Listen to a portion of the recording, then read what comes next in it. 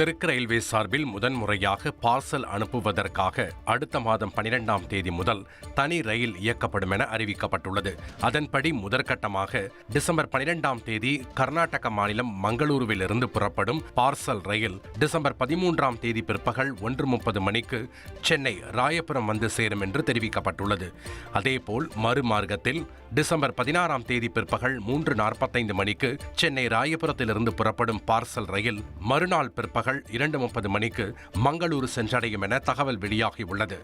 சென்னை மங்களூரு இடையிலான இந்த பார்சல் ரயில் சேலம், ஈரோடு, திருப்பூர், கோவை, பாலக்காடு, கோழிக்கோடு, கண்ணனூர் உட்பட 12 ரயில் நிலையங்களில் நின்று செல்லும் என அறிவிக்கப்பட்டுள்ளது.